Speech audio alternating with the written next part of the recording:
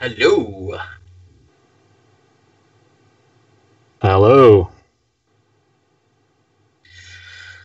Recapping after Game of Thrones on a Sunday night. That was a very late night, early Monday morning for myself.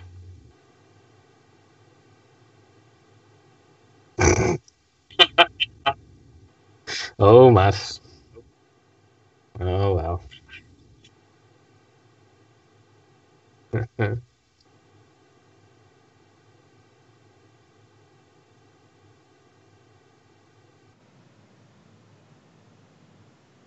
Well, after the wonderful, glorious Game of Thrones episode that was on Sunday night, early Monday morning, I'm still sifting through the messages of theories of what is actually going to happen next.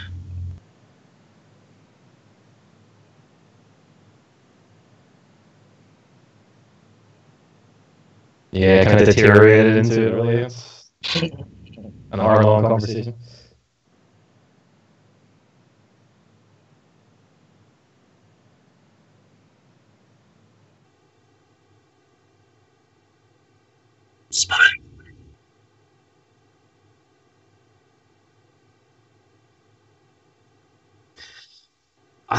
I think most people who knew it was going to be a Game of Thrones themed podcast, I'm sure they've probably seen it. I don't think there's really anyone who, unless, I suppose, if they haven't had a chance to watch it from last night, but I'm sure most people are up to date. Oh, yeah, absolutely.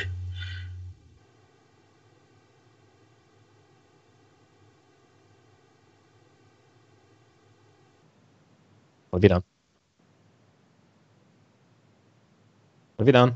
Hey guys, Matt's audio is now working after he pressed the wrong thing.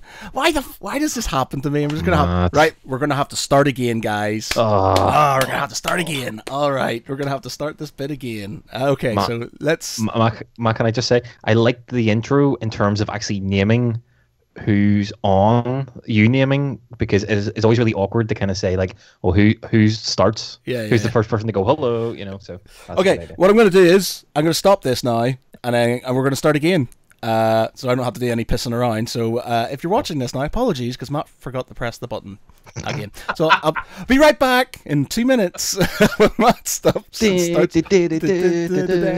Podcast. Okay, all right, okay. And this time, I'm not going to do the intro thing. We're just going to start as we are and go live. So, whatevs. Oh, let's do this again. Fucking. There we go. All right, okay. Go on live. All right, so, right. I think start recording. Yeah, 2, 3. Yeah, start recording now. Okay. Oh my god! All right, that was too much of a trouble. So 3. All right, you ready? Yeah. 3, 2, 1. Record. Record. Yeah. Okay. So hi everybody, Matt Geary here for the Geek Pridecast again, and just a quick heads up. The last time I muted my own audio. Having got here early and set everything else up, I thought, yeah, totally no mistakes this week. No, Matt undid his own audio and was talking to nobody. But yeah, so tonight on our podcast, we have the great privilege to have first-timer noob, Joshua Varney. Hello. And as always, we have Dave Foy. How's it going? All right, guys. So what has been up? Give us a quick rundown of your week while I do some sharing and such. Dave. Oh well, just as we previously mentioned in our previous go, I think Game of Thrones is kind of taking over everything really. Just watching it last night. Well, yesterday morning actually, I kind of sneakily took the day off work and sat and watched it, which was great. What do you mean sneakily took the day off work? I worked from home. Right, okay. I worked from home, so I did a bit of work while I was watching Game of Thrones, basically. So. Yeah, I sneakily did the exact same thing on the Sunday morning. Well, Sunday night, Monday morning, depends how lack of sleep you have. But all I can say from the episode is Blizzard are probably looking at doing a patch right about now, I think, for that end scene. Daniel Byrne says, "King of the North." Yes, Daniel, King of the North. That's. Oh, I'm gonna have to get something. I'm gonna have to, my love of finding little videos on YouTube and posting them in our chat. Yeah. I find a fantastic one which fits in perfectly with the Dirty Dozen / Inglorious Bastards ending of Game of Thrones, which is just incredible. Okay, so everybody, if you're watching this, listening to this, this is going to be a Game of Thrones session with a bit of maybe Rick and Morty thrown in at the end. So if you haven't seen it, you haven't watched it yet, you don't want any spoilers, then fuck off, because that's what that's what we're going to be talking about. So yeah, if you don't want it spoiled, piss off. So there you go. Sorry, guys. Yeah, sorry. I'm not. Yeah, what can I say? There you go. So yeah, I'm just going to do some quick sharing and stuff. So Josh, first podcast, how do you feel? I'm feeling very relaxed, actually. A bit too relaxed? Well, the lingerie works quite well for me. I have the worst image in my head right now, man. So yes, it's quite relaxing, quiet house, beer to the left of me, phone to the right. I'm quite cool. I'm quite good. Stuck in the middle with us. Yeah, stuck in the middle of us. Two Irishmen and a Welshman. There you go. I don't think we've ever had a Welshman. That's the worst bed sit ever. I don't think we've ever had a Welshman on this podcast. I can turn up the Welsh if you want. Do you speak Welsh? No. Of course not. Of course not. I can do really terrible Welsh. I can really put it on if I want to, but it just sounds really cliche as fuck. We should totally do a sort of increased ethnic podcast. I think the really hype up the Welsh. I can do the full on Northern Ireland and talk like a shock, Belfast Spide. All right, big man, what's going on, our mucker? Matt can do his sort of bastardized Irish / Manchester. All right, mate, nice one. That'd be great. It's like the worst joke imaginable. You've got a Welshman, an Irishman, and a Manc walk into a bar. Oh man. Daniel Byrne says it did seem like John and crew were part of an RPG party. It was the best tank ever, I've got to say. It says save the game and equip efficiently before going north. I love the meme. Classes you guys posted. It was rather amusing. That was thanks to Jamie McKellar. He told me to put that on there. Okay. So who's up first? Who wants to talk about this week's episode? We don't generally have specific podcasts about Game of Thrones, but because shit's going down and we've literally got 2 episodes left and 1 series left, let's talk about it. Why not? Well, awesome. The amazing inclusion of Eastwatch by the Sea to the opening credits was a nice eyesore, but it also actually sounds like the shittest Sun holiday package giveaway you could possibly imagine. Visit Eastwatch by the Sea. Very good, yeah. Which was the Westerosian Clacton or something. Yeah. It's like the Daily Mail's free holiday giveaway. It's like we write crap, but we also give away terrible holidays. Tormund. Let's talk about Tormund, because I think his inclusion of "Did the giant woman come with you?" made me laugh my ass off. Yeah, I think his sort of like love for Brienne is rather amusing. So just still a better romance in Twilight. Yes. Yes. Okay, so I have my theory on what's going to happen next. So I'll throw it at you. This is what I think next episode is going to happen. Now, obviously, as time goes on, and obviously Littlefinger's been playing the game really well, and he fucked with Arya's shit. She's got superpowers, and he's all like, "I know what's happening," and he's like just playing her like a fiddle. But yeah, when they go across the wall, so this is what's going to happen. So they're all gonna go past the wall, and think they can get a straggler, a White Walker straggler somewhere, and what's gonna happen is they're gonna bump into the Night King's army, aren't they? There's lots of like videos of them fighting loads of them and running away and stuff. So they're blatantly gonna run into them, aren't they? So they're gonna run into the army. and they're going to get absolutely like hammered. So a couple of the non-named guys, the equivalent of the red shirts, basically the wildling red shirts are going to get killed. We may see the end of one or two of the other guys. So I don't know, Thoros and Mir possibly. Yeah, I think they have to kill someone off. I mean, at least one of the characters. But yeah, I think maybe Dundarian or Thoros, probably the two suspects that you could probably think of. I'm not sure. I don't know about Dundarian. Maybe Thoros, definitely. I think because if Thoros goes, then you've got no Red Priest to bring him back, and it might sort of hasten, Melisandre or one of the other Red Priestesses coming back. Why would you take out the guy who's got a flaming sword? Come on. But does Dundarian have one as well? Yeah, no, that's the thing. Dundarian has one, but he's the one. He hasn't brought back. Thoros and Mir brings him back. So I reckon I take it he's fucked. If Jorah does die, he's fucked. He can't be brought back again. Well, no, it's obviously him who's bringing him back, unless one of the other Red Priestesses can do it. So right, but that's, I mean, does that not bring an added sort of storyline in there that obviously Jorah has been bringing him back again and again, but if Jorah dies and Dundarian lives, and this is his last life essentially, so it adds that sort of it's his last credit. Yeah, so Thoros isn't there to bring him back. Yeah, he's hitting the last boss. He's lost part of himself. Yeah, so that's it. So I reckon Thoros will die. That means he's more invulnerable. I reckon maybe I don't know if one of the Hound will die or not, but somebody else might die, and then they'll basically be running for their lives. They'll get to a point where Jon Snow's like, maybe send Gendry off and say, it's like, look, go and get help quickly because we're fucked. They're coming. They're really close. So he fucks off and gets help.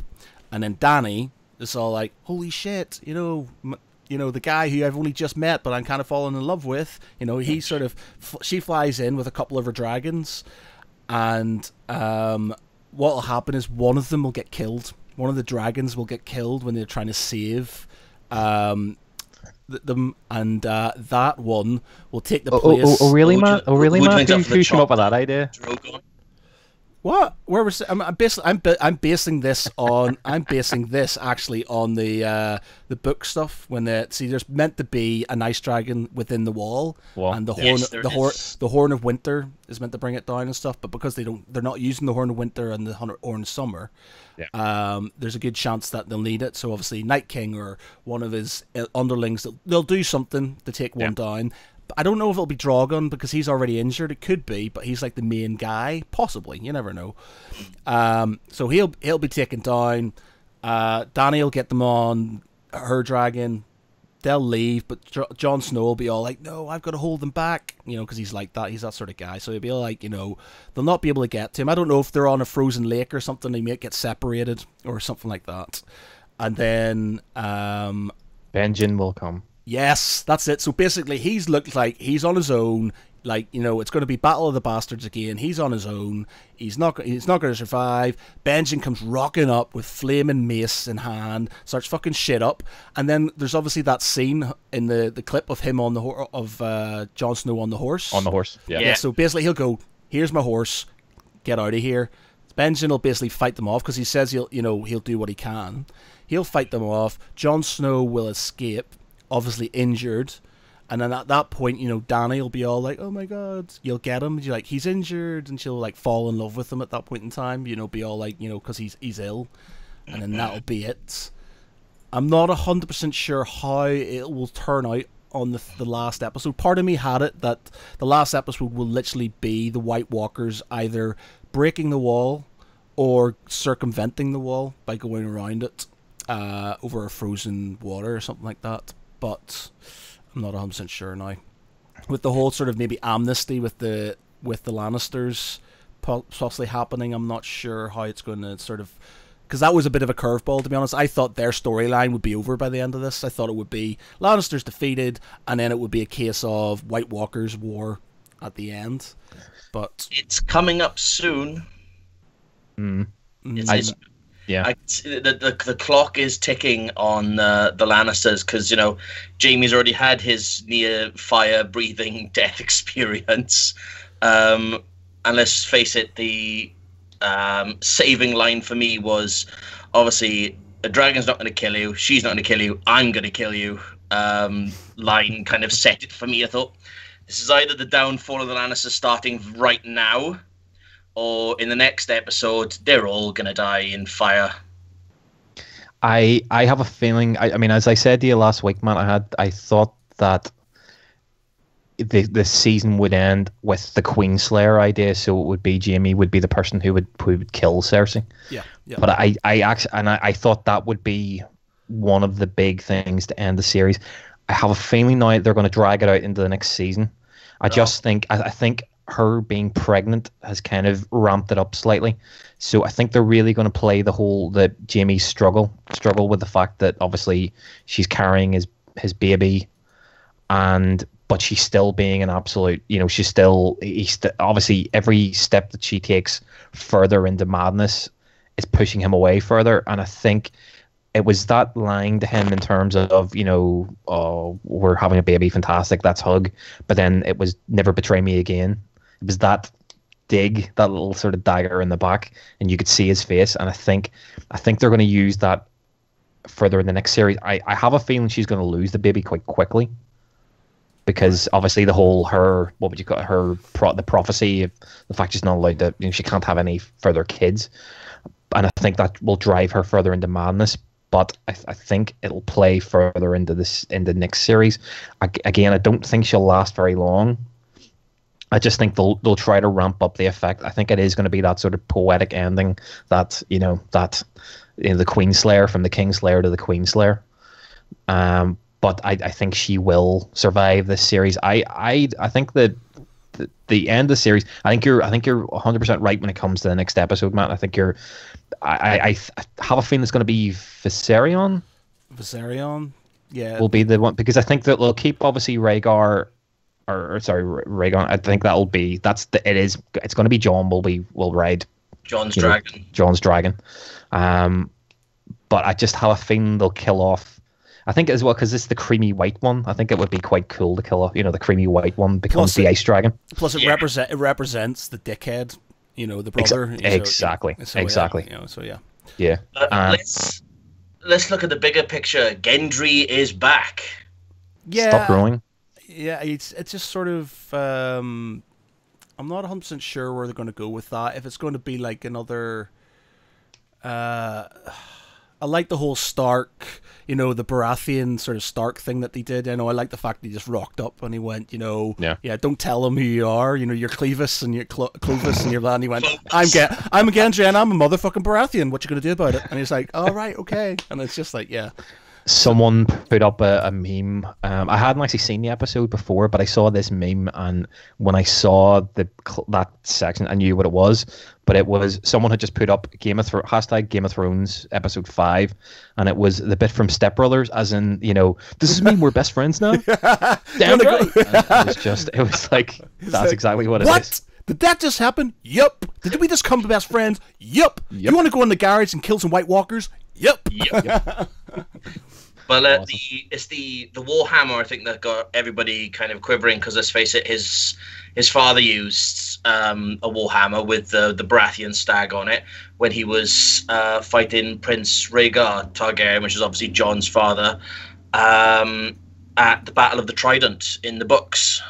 Right. So obviously he's picked up his father's favorite weapon, let's should say. So I can see a lot of reproductions being started as of yesterday. By the next Comic-Con you go to, there'll be Warhammers everywhere. Warhammers everywhere. There will be. I just think they needed to get him in. They need to get him back. And I think that moment, to bring the Dirty Dozen together, well, not really a dozen, but, to bring the gang together for the raid, having him there is great. I just think, I don't know, I can imagine at the end of the series, or even quite soon, Jon or Daenerys, whoever really is in charge at the time, will just start, legitimizing people. So obviously, they'll legitimize Gendry, so he'll become the legitimate they need a Baratheon heir. Yeah, they need a Baratheon to bring him, bring that house back. And then maybe the same with Sam with the Tarleys.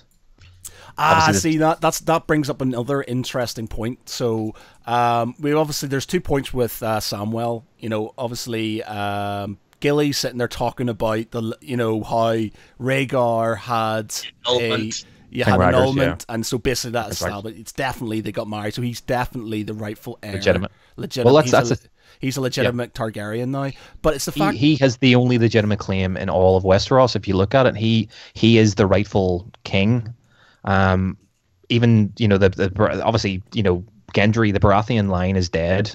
Even Gendry is technically still a bastard. Daenerys, she's a pure-born Targaryen, but she's still a cousin. after Jon in she's line. A cousin or no, a niece. She's an aunt. She's his aunt. Aunt. Okay, yeah. Because She's his aunt. But obviously, if you look at it, it would have been the Mad King, and then it would have passed down to because I think the elder son was killed with the Mad King, but then Rhaegar would have been the next in line. He was the crown prince, and obviously his son would then be the next in line. So Jon is the only person with the legitimate claim to the throne now. The direct line, bloodline. Yeah. Well, that's gonna obviously that's a thing. So that kind of sort of shied over it slightly. But he gave the book to his kid, and then they brought all that shit with them. On his little sort of his little cart. So I reckon what's happened, his kid's going to be sitting there with this book, and somebody, I don't know, like Littlefinger's going to pick it up and go, "What's that?" And go, or maybe Sansa or something, because there's actually we'll talk about Sansa in a bit. I'll go keep it with Samwell. Yeah. Obviously, his father and his brother being roasted, burnt alive. Now, obviously, his father was a dick and he didn't like him. But, I think he quite liked his brother. And Dickon was great. Yeah, so the thing is, Dickon was great. Yeah. I reckon Sam's not going to be too impressed with Dany, and that's going to cause some issues. Part of me kind of wants Dany to go proper Mad King, wants to go fuck this shit, and just go crazy. She just literally descends into madness herself. And then that's sort of like how the whole thing is. She literally turns into her father. I think it could happen. Yeah, I think it's going that way. She is becoming a bit more sort of... she's not as sort of happy to sort of... I'm sort of hard to explain it. She is fighting a war. Yeah, the thing is, so I think she's trying to obviously impose herself as, I'm the queen, I've spent most of my life getting bossed around and told what to do, going from one place to another. I'm the queen, this is how it's going to be, and I understand that. But it's just, I think, she needs to, I just feel like she needs to go crazy. Someone's going to happen. I think what will end up happening is, you can tell already she's gonna fall for Jon, right? That is gonna happen, and I think she's gonna fall for Jon because he's the only one that stands up to her. Every other sort of man that she's been with since Khal Drogo has just been quite a bit of a sycophant. They've always just sucked up to her and set her on this altar. So I think the fact that he stands up to her, he's refusing to bow the knee, that endears him to her.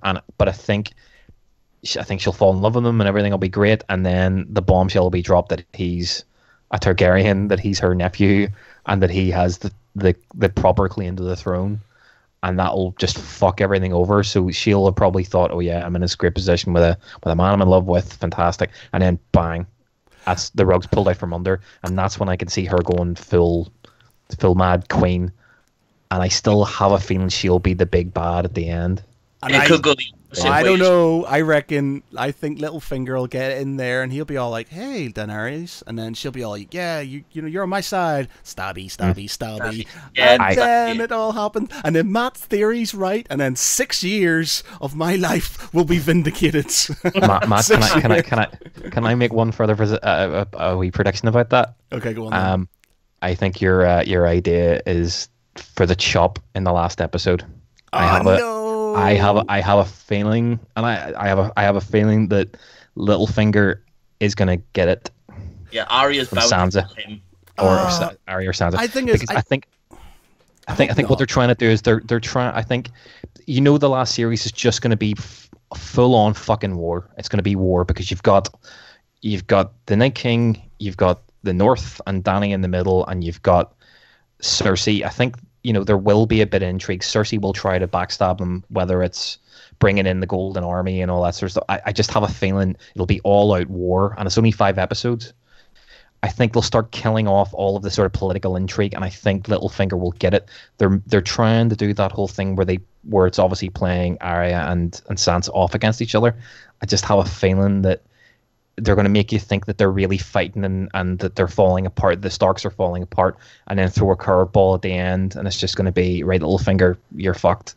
We know what your game is, and that'll be it. But see, the thing is, that's an obvious, though, that as much as that makes a lot of sense, and to be honest, that's the sort of thing they would probably throw in there. But it's the obvious sort of thing to happen. What is? It's not that it wouldn't be obvious for him to literally fuck them over, and then just be like, another Stark kid's dead, and it's just another Stark kid dead. I feel like I think if they maybe had like another 10-episode series, next series, and they didn't have. Right, we've got 5 episodes. Yeah, fair enough. It's an hour, each episode's an hour and a half long, but it's only 5 episodes, and it's the big war. It's everything that they've been building to. I just think they're going to clear the deck, just clear the chessboard, and it's only just going to be battle. And I think a lot of the sort of, as I said, the political intriguing, and you'll probably see other characters like Viserys, maybe, or sorry, what do you call her? Varys. You'll get people just dropping off the board, and it'll just be the main players. And I think Littlefinger and his wee, machine, his wee sort of manipulation and stuff, I think that's just it's served a purpose. And I think the last thing that his last throw of the dice is just trying to split up the Starks, and I just don't think it serves a purpose going forward. The one theory I read about our wonderful Littlefinger is he's trying to seduce Sansa and getting ready to do the deeds.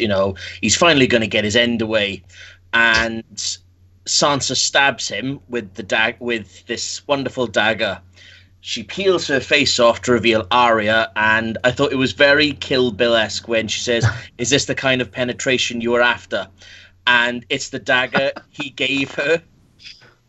And if it pans out that way, I just want it to end with thing is, Tarantino extra. I know, the thing is, deep down, I kind of know he probably will be killed, but I just don't want them to be, because it would be one of the best endings ever if he makes it through the end, because it's just that he has done so much. He's been from start to finish. He has had so much of a role to play in this game, that for him just to be, because he's not stupid. He doesn't make mistakes. Everything he does is completely calculated. As much as they've all got their little sort of superpowers and things like that, that's his. He is super smart. And I think unless, it's going to be hard to trick him, and I kind of really hope that, I've heard rumors that he might die, and I just hope I hope they're wrong, because he's such a good character. He's such a good character, and it's just sort of, I know he doesn't have a lot to play in it, but everything he does just makes the series what it is. I think your theory would work perfectly in the books, and I can see Martin towing that line. I really could, but I just think with the way the TV show is going, again, because it's that, it's the TV show is just right. That's all out, go like fuck till we get to the battle. And I think a lot of the sort of side plots and sort of background plots, I think which would work perfectly in the book, and I can imagine Martin keeping him right to the end. But I just think it's right, clear the decks, fuck it, and I just think it's going to go that way, which is a shame, because he is a great character. I think his death would probably bring Sansa's character up even further, because it shows that she's not being manipulated, or she's above his manipulations. So then that potentially sets up trouble then, because she is then showed herself to be the proper Stark leader, and that will potentially cause more trouble between her and Jon in the next series. So that you might have that, so it might serve the purpose to build her character up even more. Yeah. But then you've got Euron Greyjoy using his wonderful horn to control dragons, the bastard. Yeah, well, that's the thing. I would love to see that. That would be good, and I think in the book that'll happen. I think he'll, it says he's got the Horn of Summer or something along. Like, it's been years, 6 years since I read it, so it's something I think it's implied, or there's sort of views that he has the Horn of Summer. So it slightly annoys me that the books and the series may be completely different, but then conversely, at least that way, when I do read the book, I'll have something completely new to sort of to read. And, apparently the ending's obviously meant to sort of kind of knit together, meant to tie in, but how they get there will be different. But, yeah, we'll see. Sansa, I think, I don't know if she is going to, like you said, going to be manipulated and then just kind of go, wait a minute, we know you're talking shit, and Littlefinger will get it, or if she will literally turn Cersei of the North and start fucking shit up for Jon because he's a Targaryen and not a Stark. Mm. It's kind of what Arya's there for as a security plan B type thing. But I get the impression that maybe, part of me kind of wants this as well happening. What's his name? Fuck. The from the Jagahar. No, Jagahar. Is it Jagahar? The guy from the Many-Faced God. Is it? Oh, the Faceless Man. Yeah. What's his name? If you're in the comments, somebody. Somebody comment that name. Yeah, I know it's Jagahar or something along those lines.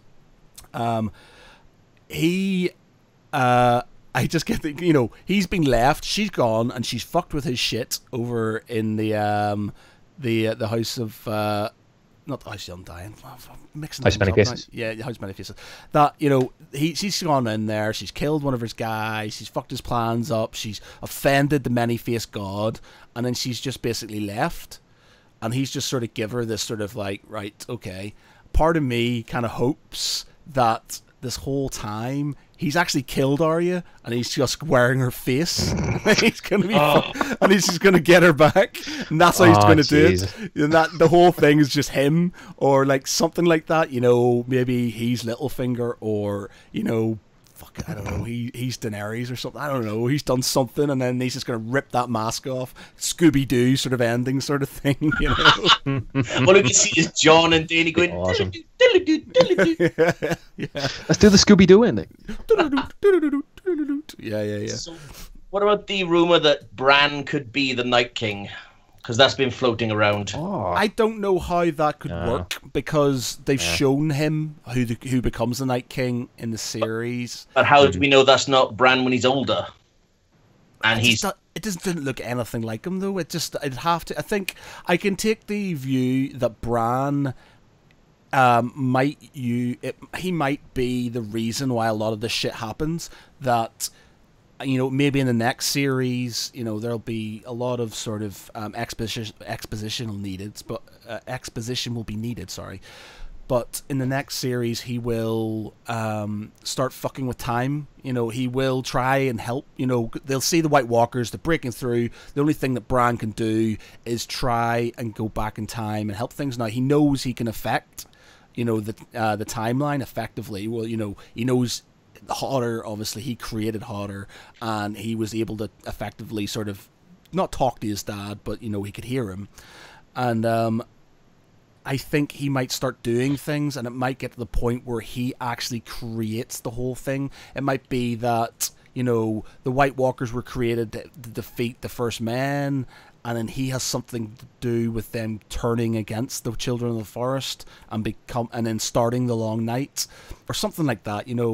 I just don't see why him having that sort of power to affect time. I don't think they would just have it and then ignore it completely for the rest of the season. So I reckon something in there is gonna pop up. The theory was it went very in depth, and I kind of only caught like the Cliff Notes version of it. But there's a scene where he's in the tree with the three-eyed raven, and he's walking back to when obviously the Night King was created by the Children of the Forest, And you can see they're both in the same position where she plunges the knife into his chest and he's gripping onto the roots of the tree in this exact same position. And the theory was that he becomes so powerful as a warg that he is literally able, not just in mind and body, but he's in complete self, travels back to when this whole began. Because obviously when the Three-Eyed Raven said, you can't walk, but you'll be able to fly, I mean, who's not to say that doesn't have him traveling back in time, which would make it more difficult because to end the Night King, Jon Snow would have to kill Bran. Possibly that would sort of make sense. Like a spanner in the works. Yeah. And then massive rift between Starks. I just hope there's a sort of fucked up ending. I just don't want it to. I just do not want it to be a nice, happy, clappy ending. I want something bad to happen. I just, part of me hopes so that HBO will go along the line, because most HBO series, something messed up happens. They're quite good at doing that. So George R.R. Martin is good at that as well. So I know in the book they'll throw something like that in, but HBO might kind of go, shit, we don't want to do anything too sort of OTT because it might upset people. But then how do you get your sort of series talked about for the rest of the time? Have a Dallas moment. He wakes up in the shower and it's all a dream, As I said last week. Yeah, exactly. Stuff like that. So it's just like, I don't know, Matt. I don't know, Matt. Oh, sorry, go ahead. No, I was just saying it's the whole Walking Dead new season. Negan has just struck Abraham. Everybody thinks Glenn is okay, and he says those magic words, let's get back to it, and wallop. And it'll be that kind of ending where everybody's having great and they're drinking wine, and all of a sudden that fucking music starts playing. Everybody's looking above to check for archers like I was doing in my hotel, and fuck that, that'll be it. There'll be another Red Wedding all over again, and it'll just end the series completely, and everybody going, fuck you, George Martin, fuck you. I don't know. The thing is, I think people, there's two sets of expectations they're coming with this show. One, obviously, people expect that a series as the quality of Game of Thrones has to have a suitable ending. And if you look at a lot of the major sort of cultural shows over the past decade, when they've ended badly. That they've had that, great shows, The Sopranos, what else? Sopranos, The Wire, even what do you call it, Lost. They're these types of shows that are real sort of culture, that just zeitgeist sort of shows, but then the ending is always let it down, and there's always been this connotation. The X-Files is another one where it's just the ending is totally let it down, and it sullies the what people think of the show. And I think the makers of Game of Thrones are probably wary of that happening with Game of Thrones.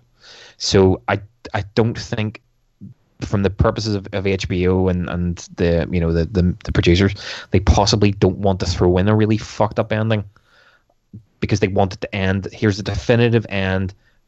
Bang, people are happy, go away, and then the next thing, obviously, they're able to bring the prequel, the Targaryen prequel show that they're planning now. Yeah. But then at the other time, there's an expectation with the viewers now that Game of Thrones is that fucked up show where anything can happen, anyone can die. You expect the unexpected. So I think there is that expectation from the fans to go, right, there has to be a really fucked up ending where everyone's happy. They beat the Night King, Jon and Dany in some weird incestuous, typical Targaryen way, get married, and that's ruled together and blah blah blah. And then there's another, Sansa just claps her hands and suddenly all around the room there's archers there and everyone dies. But again, it's just. It's the struggle. I just can't see the makers risking ending it on a strange way that isn't going to satisfy the majority of viewers and HBO as a studio, because they do have a really, no matter what Martin comes up with in the books, they have the final say in what's going to happen with the TV show. Yep. Ooh. But again, that's what makes the book so good, because obviously you don't, Martin can just go on his own tangent, and it doesn't matter what happens in the show. Because to me, I mean, you look at what's happening with the books now. I mean, I'm looking forward to reading the next book because I want to see what happens with John. I don't think he's going to immediately just wake up, 2 episodes length later as they did in the TV show. I mean, I think they're going to play in the book his ability to warg, and his warging with Ghost, and they'll probably end up. I think it'll probably the whole book he'll be dead for the majority of the book. If they do decide to bring him back, Jon Snow will be dead for the Winds of Winter. For the majority of it, yeah, I can imagine. I don't think Martin will want to follow the strands of the TV show, and just I think he'll want to make subtle differences so that readers will be compelled to read their book and not just go, oh, I won't bother reading it because I've seen what happens on the TV show. Mm-hmm. I think he will want to surprise people. I don't think although he has had a conversation with the producers to let them know where he's going, I don't think they've followed it, to the T. I think they've made their own subtle changes. Well, George R. R. Martin's always said that whenever he's been asked, who's going to survive, who's going to die, and he has always said Vala Morghulis, and people don't seem to understand that keeps being said over and over, Vala Morghulis, all men must die. So it's that point that is John going to die? All men could literally die, and we could still have Sansa ruling the kingdoms, for God's sake. I mean, let's end on a high note. Obviously, I'd see, because the chat's not working again, so I've just clicked into the chat on the thing. We've got a few people, so I'll just read some stuff out here. Mr. Byrne has told us it's Jack and Hagar. Yeah, so I was close enough. Yeah, it's the chap. Close enough. And he also says, I was hoping Gendry had arms the size of the mountain from all that rowing. And then he says it would have been awkward when Jorah first met Dany if she asked how he cured him. He says Sam Tarley cured my grayscale. Then John chimes in, oh, he's a good friend of mine, with Dany just standing there silently thinking of shit. I just made his brother and father burnt leathery bacon. Very good, Daniel. And then Daniel says, another Daniel, sorry. It's the Daniel I can pronounce your second name. Apologies. Daniel Perakowski. Daniel Smith. Because I can't pronounce it.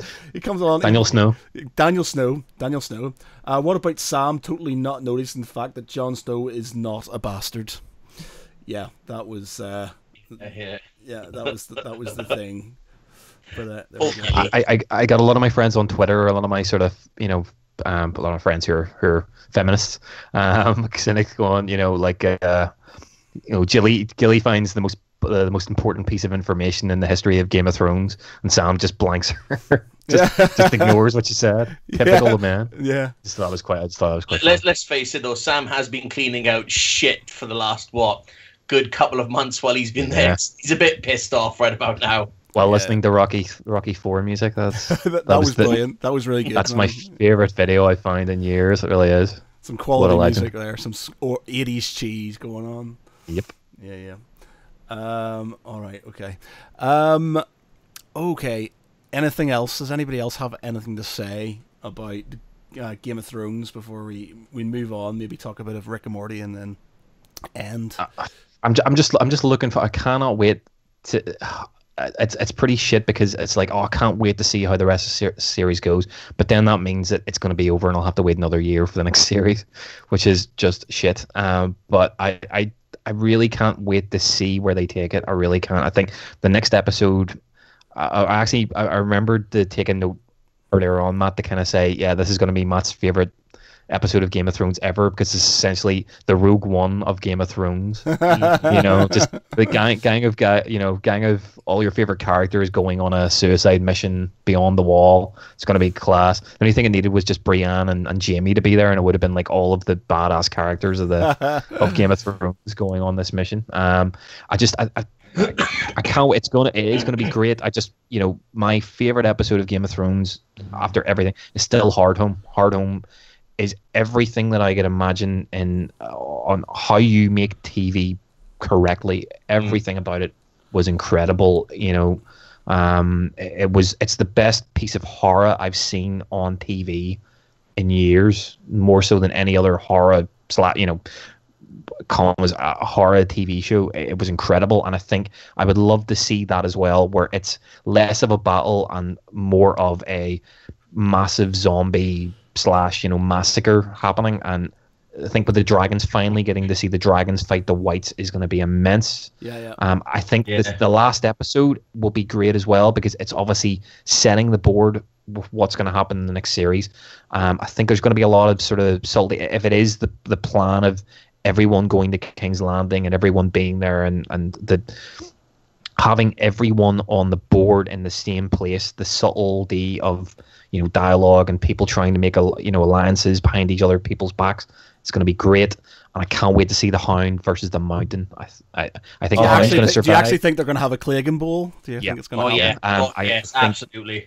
I think the two battles that I want to see, the two battles I cannot wait to see, is one is the Mountain versus the Hound, and the last thing, I don't know if I said this last week, what I want to see is the last fucking battle in the whole of Game of Thrones. I want Gendry to reforge ice and give it to Jon Snow, and for Jon Snow to fight the Night King with ice in his hand with that fucking incredible sword. Yes, but he would need Jaime's sword, and he would need Brienne's sword. They'll give it up. Jaime is on the path. Jaime will come good, whether he is before or after he kills Cersei. Jaime will come good and join the battle, because Jaime's going that way, and I just think that will be the final thing where it's Gendry's obviously going to make all the weapons. That's why they brought him in to forge the weapons. But I can imagine he can work with Valyrian steel. Imagine him just forging ice, the best sword, the sword from the first episode with Ned Stark. Yeah, and there he gives it to his natural successor, Jon Snow, fighting the Night King with that sword. Awesome. I mean, if it is going to go that route, it'll be perfect, and it'll echo when Narsil is reforged into Anduril in Lord of the Rings. Yes, totally. Absolutely brilliant. That'll be like two of my favouriteest things coming together, and it'll be like, No, the only thing that do you know what would make it actually perfect for you, Matt? And I can imagine you sitting in tears, would be Jon Snow fighting the Night King, killing him, and then Ned Stark's ghost coming up and giving him a wink and a thumbs up, going, well done, son. Yeah. And it's perfect. just to see Sean Bean back, and that'll be it. Daniel Snow says, different subject. Have you seen the lineup for the Wrexham Wales Comic Con in December? Really great guests for a small con. And Daniel Snow, I like it. You're going. Well, who's going to be out? I'm going. Oh, who's going to be there? Josh, do you know? We've got Animal from obviously the Legion of Doom, Road Warriors. Got John Noble, so I'm extremely happy right about now. We've got Sting.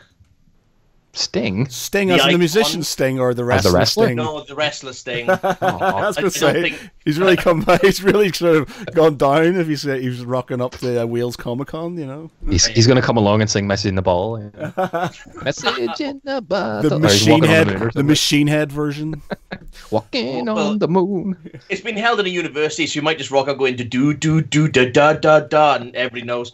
But Wales Con, the guy who runs and owns it, Jamie Milner, he's a cracking guy, and the amount of guests he can get into one con, and it's good value for money as well, is amazing. Yeah. I've only been to it once, to be honest. I think I've been to Wrexham Comic Con once, but it was quite small. It was many years ago, so it wasn't that sizable. It's got better. Yeah, it's got better. Okay, so so that's Game of Thrones then. So we'll move on. We've got next week. We'll talk about it next week We'll talk about it next week, and then it's going to be really upsetting because the last week it's on, Matt's going to be away. Let me just check. Oh no, Matt is not going to be away because we've got 2 more weeks of it, don't we? Yes. Yes. Ooh. Literally the day after it's on, Matt's going away on the Tuesday. So it's going to be on the Monday, and Matt goes on holiday on the Tuesday. So that's all. Yeah. So no podcast to talk about the Fallout then? I don't know. You guys could probably do it without me if it depends on what time I'm rocking off to the airport at. So we'll see. But yeah, we'll have another chat next week as well about Game of Thrones. See if our predictions have come true. If there's any more sort of kind of inklings that Mr. Dragonglass weapons. Mr. Baelish is going to sort of end up sort of on the chopping block, or if he's going to survive it or not. But I think he's a goner. No, I hope not. I think really hope not. I kind of part of me knows he is, but part of me really, really hopes. One, because I spent ages doing that piece, and I've been doing it for 6 years, and it sounded like such a good idea. In my defense, though, I did say it could happen in the book as well. So okay, it's like if it doesn't happen in the series, it could happen in the book. Man, I still think your idea is very, very like it's very Martin-esque. You know, I think I can imagine, as I said, you know, Martin taking a different line, a less obvious line when it comes to the books. So I think you're still in luck when it comes to the books as opposed to the TV show. Fingers crossed. Okay. So moving on quickly for the last sort of, 10, 15 minutes. Has anybody watched the new series of Rick and Morty? No. What? So we can't even talk about the new series of Rick and Morty? You I haven't watched a single episode of Rick and Morty. What? I have two young fucking children. Josh, you need to watch that shit on your own. How do you watch your porn? I have a laptop, dude, and a phone. There you go. Watch them on that then. You know, I can have happy snaps on my phone or at any time of fucking day, but when kids are around, mind you, I am literally on my own for 3 weeks because the kids are away. There you go. So maybe I'll rock up the Netflix and watch a fucking episode, but... No, you haven't watched just one episode, man. You'll watch them all. It's amazing. It's absolutely... The new series... You'll get addicted. The new series is just... Like, the last episode, I will not completely ruin it for you or anything, but they sort of get invited to become, like, superheroes with these guys called Vindicators, and, like, Rick just fucks with them. It's just amazing. It's just like, this is brilliant. And there's one scene where Rick has had too much to drink and he's literally unconscious on a table where they're meant to have their sort of superhero meeting, and there's shit everywhere because he shit himself. And I was just like, this is brilliant. It's just sort of, I love it. Absolutely love it. The only thing about Rick and Morty I know is the fact is that everybody keeps going on about this fucking Szechuan sauce, Mulan dipping sauce. Yeah. Szechuan sauce, yeah. It's man, you gotta watch it. It's seriously. I wasn't that bothered, and then I think it was last year's Play Expo.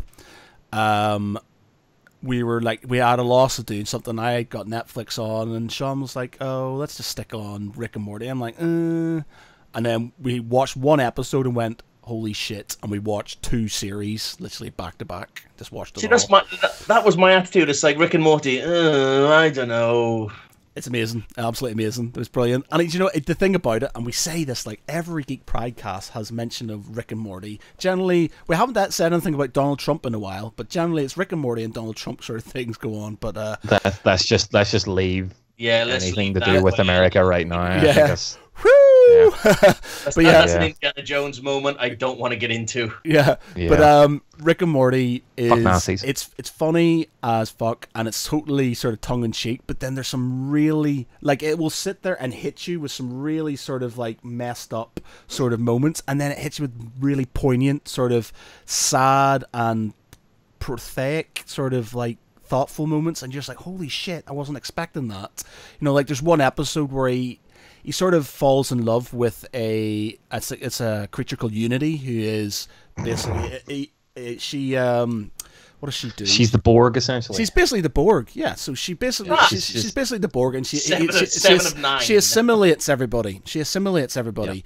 Yeah. She's a life form that basically assimilates all their life forms. She's kind of like the Invasionally Body Snatchers. Yeah. And so almost, basically, but they all are in love with Rick. Yeah, and she basically has this really unhealthy relationship with Rick, and you know, it all starts off all tongue-in-cheek, you know, he's getting messed up, and they do loads of drugs, and they drink and stuff, and everything's great, and then it just realizes that she is, like, she's like, he's cancer to her, she is not a good person around him, and they're not good people together, and so she basically leaves him, and there's a brilliant, and I can't remember the name of the song. I've got it on my Spotify and stuff. But they play this amazing song, and like basically Rick just sort of is in his garage. He does something. He screws in this sort of like red stone, and it kills something. And then he just puts his head underneath it, like he's going to kill himself. And then obviously because he's drunk, and it blows up. I was just like, oh my god, man, that was absolutely insane. That was absolutely insane.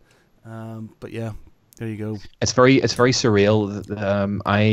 The whole thing flew over my head for a couple of, basically for the first 2 series. I hadn't seen the episode. You guys, when I started doing this podcast, you guys were just constantly talking about it, and I just was like, this sounds ridiculous. I really don't get it. And then, as I mentioned before, Jade, my girlfriend, was like, oh, sit and watch an episode. She really loves it. So I thought, right, I'll sit and watch one episode. It completely, again, went over my head. I didn't get it. I found it really confusing. I found it just just melted my head when I tried to watch it. But then I watched the next episode and the next episode, and it had references to old horror films that I love, references to They Live and Big Trouble in Little China and stuff like that, and it then just clicked with me. And I've now got myself, I'm in the middle of the 2nd series, and I absolutely love it. It's just after the Get Swifty episode. Yes. It was on. Yes. It was the one that really I loved. I loved the one with the imaginary friends. Oh man, that is brilliant with Mr. Poopy Butthole. Mr. Poopy Butthole and Mr. Frankenstein, and it's just incredible. There's like an alien life form who infiltrates their house, who will live with them, and almost like the Thing. It's basically a version of the Thing, and it will interpret or mimic these other creatures and imprint memories, like old memories, with this creature in their heads, so they think that they've had like a full life with these weird inanimate objects and stuff. It's just incredible. But it's a stream of consciousness surrealism of just these random characters just appear out of nowhere, like a talking pencil, and a fucking a ghost in a jar. A ghost in a jar that was in Vietnam with them. Yeah. It's just crazy. Fucking hell. It's incredible. Absolutely incredible. It is. It's like Ren and Stimpy on crack. Yeah. It is. It totally is. It's messed up. It really is messed up, but it's so good. Really worth it. Definitely worth the go. Okay, cool. All right, since nobody else has really watched it, and there's no point in really carrying on with this conversation. So has anybody else got anything else they want to talk about before we vamoose? How awesome is Atomic Blonde? Not seen it yet. Damn you! I haven't seen it either. I loved John Wick and John Wick 2. Yes. I've heard that it's very similar, so it's one that I'm planning to go and see this weekend. So Atomic Blonde is basically the female John Wick, but if you can imagine John Wick and the Last Kiss Goodnight, and they had a baby. Excellent. I was sort of hemming and hawing. We were meant to go and see it last weekend, but it fell through, so we were kind of hemming and hawing between seeing it and Dunkirk. I still haven't seen Dunkirk yet. Oh, Dave, amazing! It is so good. You need to go and see that. It's fucking brilliant. It's just trying to get Jade to go to it. I mean, Jade will go. If I ask her nicely, she'll go. But it's just trying. It's not a type of film that she would really enjoy, and I feel kind of bad dragging her to it. So it's trying to seriously, get a time to go by myself. I brought Louise with me to go and see it, and she is not into war films in any way, shape, or form. She doesn't like that sort of thing, and she thought it was brilliant. It's not really. It is a war film, but it's not. It's just super tense. There's not a lot of dialogue. There is a bit of fighting in it, but it's sort of interspersed with lots of sort of emotional points in it. It's like The Road in a way, how tense The Road is. You're just like, fuck, this is grim. But it's kind of like that, but you do get a bit of release out of it. But it's brilliant, man. I love that film. Really did. Daniel Snow says Dunkirk IMAX was immense. Yes, it was, Mr. Snow. Yes, it was. You do know something, Daniel Snow. I really want to go and see it now. Yeah, it's amazing. Oh, It. Not Yeah. yeah. I'm not sure about it at this moment in time. I just sort of there's remakes of old horror films, and they haven't really been the best. So I'm a see. huge I'm a huge fan of the book. I mean, I non-stop read the book, and I really want to see what parts they kept, what parts they knocked out, and then what they changed completely. Because the Tim Curry TV special will always be my top favorite because it's Tim Curry. The the whole the whole turtle and chud thing. I'll be very curious to see if they keep that or if they include that.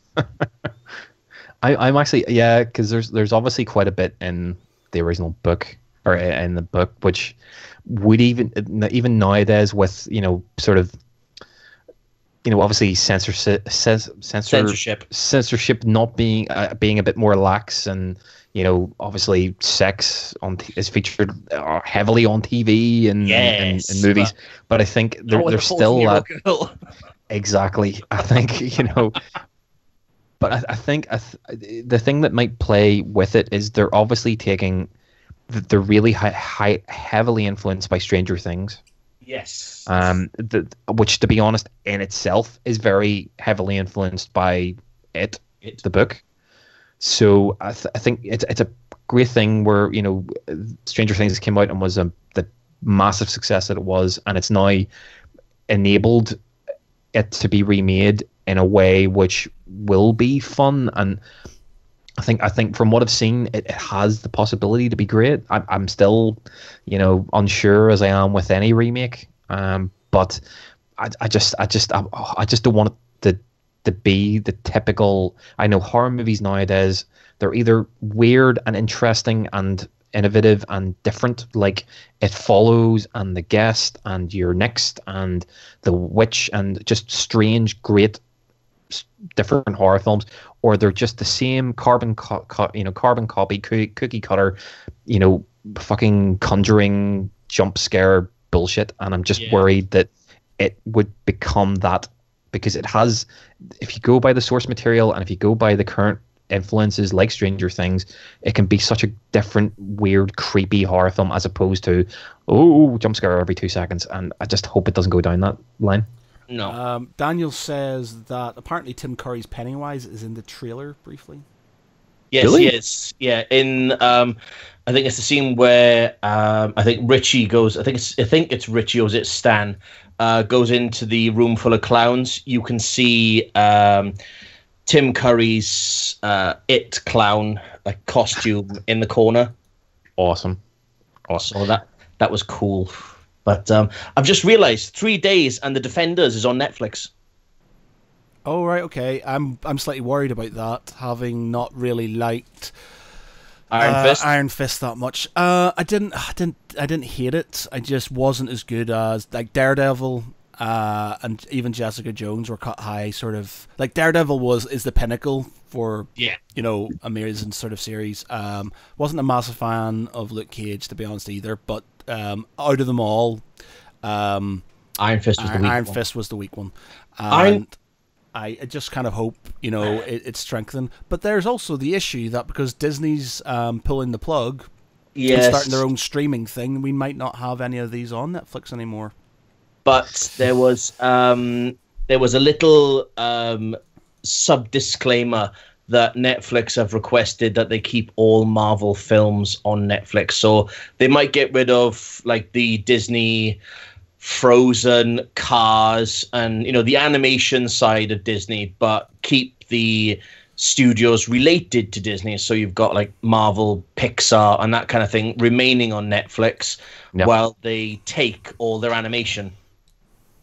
It is just going to be from what I've heard. The agreement is it is just going to be the animation and the Lucasfilm movies. So obviously Star Wars itself and anything associated with Star Wars will be kept under the Disney banner, but Marvel as an entity will be kept with Netflix because they do have ongoing agreements to make further shows. So they're happy to do that, but it's more Disney wants to bring all of its original material in house, which is interesting, but at the same time doesn't really More bother money. me, to be honest. Do you know what annoys me? These sort of things were. It's like Games Workshop and Fantasy Flight Games. You guys might not appreciate this, but it's like when they have two big companies working together, you get great stuff. You get amazing things. So Marvel and Sony working together, you got one of the best Spider-Man films that has come out. The fact that he's actually able to join up in the Marvel universe, sort of, is it the MC? Yeah, Sony had bugger all to do with that. Yeah. Sony had nothing to do with that. I know, but at least they let him. Other than just. Yeah, but they basically gave them the IP, so it's the same like with Fantasy Flight Games. Games Workshop said, "Here's our IP, go and create some board games and stuff." So they did a lot of board games for them and RPGs and things, and it was some really good stuff. And then Games Workshop kind of went, "Wait a minute, you're doing a really good job there.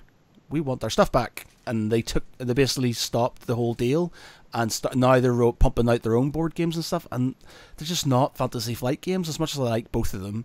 They're just not the same, and it's the same with Disney and Netflix. Disney has a good partnership with Netflix. Now they're kind of going, whoa, wait a minute, we can cash in this, so let's do our own thing. And it's just like, oh, for fuck's sake, I don't want to have 3 subscriptions and stuff just to see certain things and stuff. Why don't you just let them have it? But the problem is Disney have already got their own app as well. I think it's like Disney Life or whatever it's called, where you can download it on Xbox, your laptop, or your phone, and you can watch all the Disney stuff on that. But you still have to pay a monthly premium. I think it's like £9.99 a month to watch all these things. So they already have this this venture going forward. So why they feel the need to do, we're doing Disney Netflix now. Whether they're stopping the app or they're going to carry on with it is anybody's game. The one thing I would say, this will probably only relate to America, because Sky, as an entity in the UK, has massive contracts with Disney, because obviously you get the Disney Channel as part of Sky. And you know yourself, if you compare UK Netflix to American Netflix, the UK Netflix, other than just its original TV shows, is absolutely decimated when it comes to films. Because of Sky Movies. I did see somewhere that Netflix is going to open up their country borders on their app.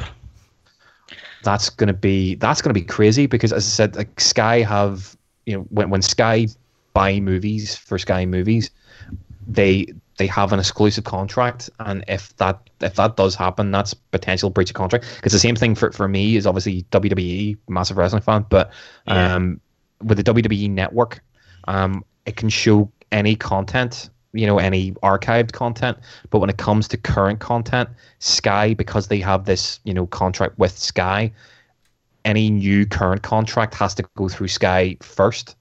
So it's the weekly TV shows and so on. You can't watch them on the network, even though you pay a subscription for that. So I think if Netflix do open it up, so it does go, there are no country or region breaks, that might open up some legal action from Sky. Possibly, yes. But fuck them, Sky are shite. Yeah. Okay. All right, guys. Let's leave it there. So we've got another massive podcast. It was like 1 hour 20 last time. We completely overestimated that. But yeah. So I think we're going to leave it there. For anybody who's watching or is going to be listening later on this week, we will be back with some more Game of Thrones stuff possibly on Tuesday again. At the same time, just so we can have a bit of banter, see what's happening, and then we might actually talk about Rick and Morty with people who've seen it. Bring John Joe. Yeah, but yeah, so we'll do that next week. But apart from that, I thank you very much for joining us, everybody. Make sure that you subscribe on the YouTube channels, the Twitters, the Facebooks, we're on iTunes and Google Play and everything. You can get us everywhere. And thanks a lot for joining us. I have been Matt Geary. Oh no, we did it! All right, okay. We're gonna do this, and we do this every time, and everyone's like, We do it, waiting. Who's waits. gonna be next?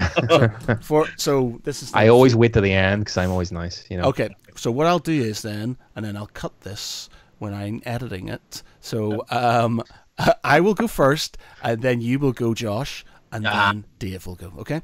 So thanks everybody for joining us. I've been Matt Geary. I've been Josh Varney. And I've been David Foy. Night. Ta. See ya. Bye bye.